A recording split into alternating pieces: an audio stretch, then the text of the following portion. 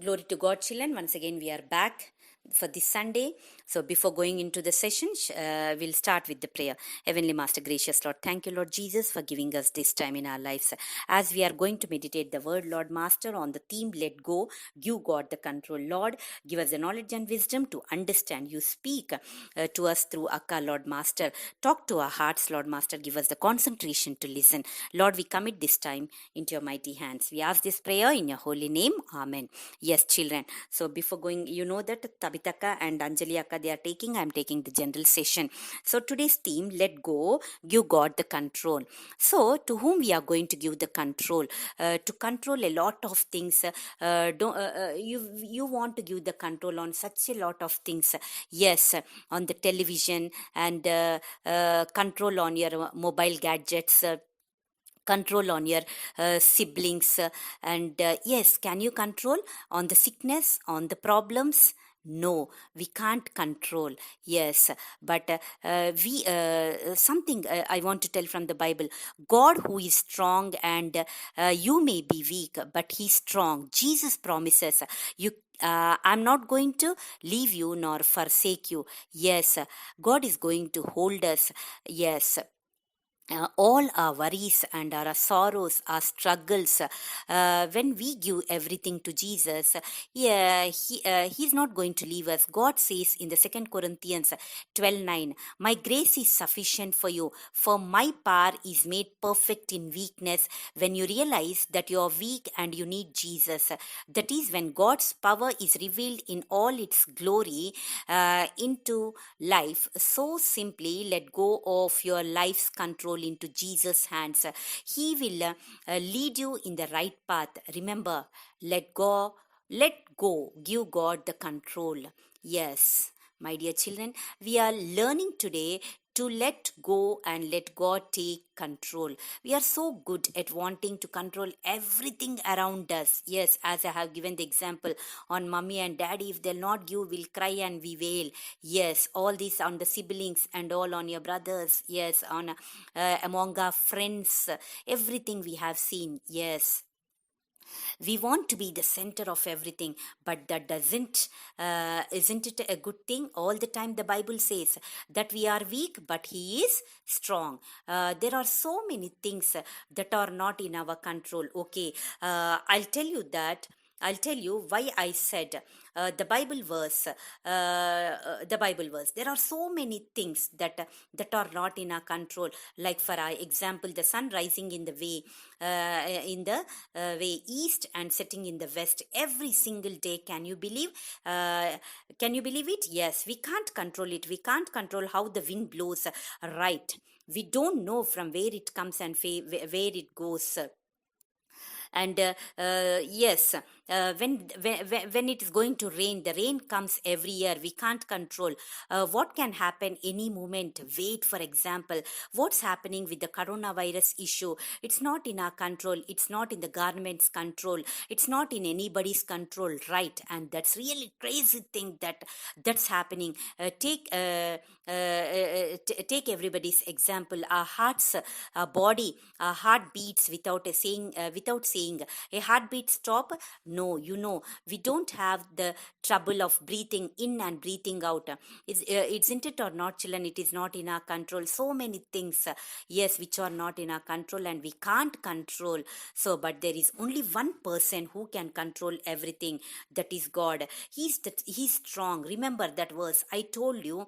We are weak. He's strong. So let's give control to the one who is going and who is to do everything. And that's what today's story is about. Today's story is from 2 Samuel chapter 24. It's nothing. David. Yes, okay. You know, you all know that King David, we all know, is somebody who's next to God's heart. That's what the Bible says. The God enough David, because you know the story of David and Goliath, right? And you know what attitude David had when he fought Goliath. Wonderful story. But King David actually did something opposite. In this, yes, 2 Samuel 24, it says says that King David wanted to count the number of fighting men in his kingdom. So he called his commander Joab and told Joab, go and count the number of men fighting can. And the Joab looked at the king and said, King, may your men increase in number, but let's not do this. Please don't do this, because this against what God intends. This is against God's words. This is against according to the God's idea. But you know how the kings will be. They'll be so adamant, and sometimes they'll be so stubborn. Whatever they said, it should happen. So King David said to go and do it for the Joab. Had to do. He went from the Dan to Beersheba to count the entire number of fighting men who can fight for the kingdom. And he found out there were 800,000 fighting men in Israel. 800,000 means 8 lakh fighting men, and there were 500,000 fighting men in Judah. That means 13 lakh men who could fight for the kingdom. Okay, and after they had done this, it took Joab 9 months and 20 days to finish the census. Imagine 9 months 20 days. And when David got to know one of these, it was complete, the census was taken, something started troubling in his heart, and he felt very, because he realized that he went against God's wishes, God's ideas, God's through law. Because in Exodus chapter 30 verse 12 it says everything in Israel belongs to God. So what belongs to God, man cannot count. All right, and that is why the King David went against God's law, because God owned everything about Israel. And when we believe in Jesus, he owes us as well. Isn't it? They're amazing. We don't belong to anybody else but to God, and that's what makes the difference. Now let's come back to the story. So King David, he felt guilty, and God sent prophet Gad to him. Prophet cannot come. Prophet came, and he said, God says 3 things. You know, children who are called prophets, they are the mediators to God and to us. So he says 3 things. You have to choose for what you have done wrong. Over these 3, which do you think should be your punishment? Number 1 is, I'll send 3 years of famine on the country. Number 2, I'll send 3 months of running from your enemies. Or number 3, third one, 3 days of plague. And David felt sad, but David said, I don't want to run from my enemies, and I don't want my country to struggle. So let there be 3 days of plague, he said. And what happened? A lot of people died, 72,000 people in the country. David felt really very bad, and he went and offered a sacrifice to God.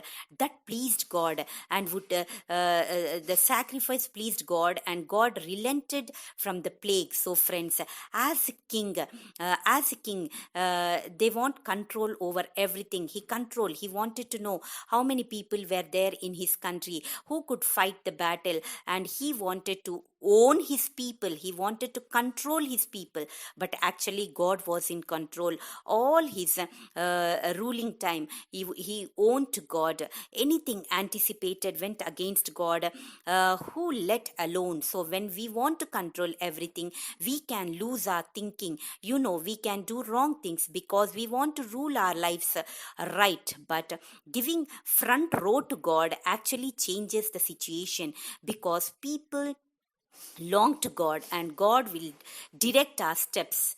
Don't so? Yes, even in this situation, we are constantly worried about what's going to happen tomorrow, when they are constantly living in fear, whether we will get infected by coronavirus, what I need to do to be safe, and how can I be safe.